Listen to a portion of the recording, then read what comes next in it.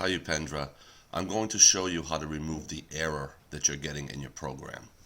Okay, so let's start off by compiling this thing. So I'm going to go to Debug, Start Debugging, or click F5. So when you do that, the first thing that happens is it shows you a window that says, okay, you have build errors. On this window, click No, because you don't want to continue to run it. So you're going to click No. Okay? Then I want you to go to View, and then click on Error List. This is going to show you what is wrong with your program. Okay, so if you put your cursor right on top of this error right here, it says that you have an invalid RESX file. Okay, so I'm going to double click it, and it's going to bring me to the area in your code that's incorrect. So it seems as if you have a data name called tulips, which it's not recognizing. So let's get rid of the open data to close data. That's 3 lines of code that you should highlight and delete, because for some reason you had originally put something in there and then taken it out and your code is still seeing it. For whatever reason, delete it. Okay? Let's save what we just did.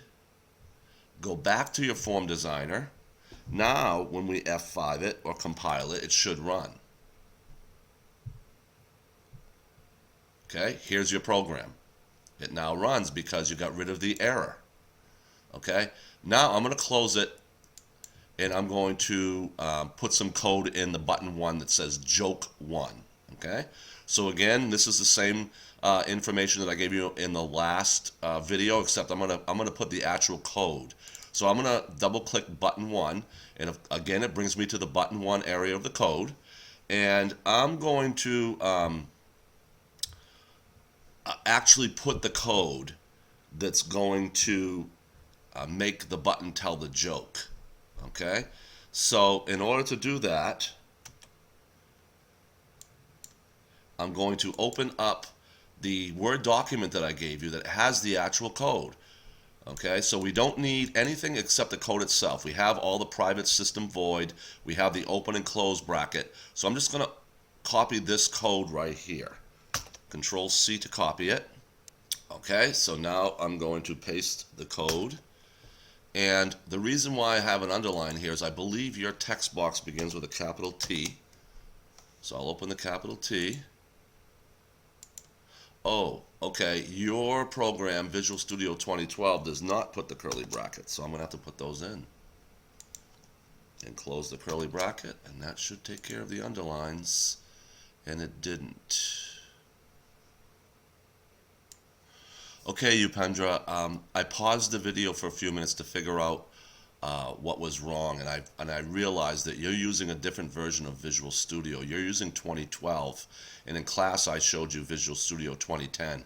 So the code is going to be different. So you're going to be struggling a little bit with the handouts, because what you see in the handouts might be different than what you actually have to type. For example, if you notice, and I'll highlight this code, there are no brackets. And in Visual Studio 2010, I put a dash greater than sign, and Visual Studio 2012 requires a dot text. And I don't put a semicolon at the end of the comment, or not, excuse me, not the comment, but at the end of the string of code here. So there are some differences that you're going to have to watch out for. But this is what you would have to type in Visual Studio 2012 to make that button tell the joke. So I'm going to go back to Form Designer. And now when I F5 it,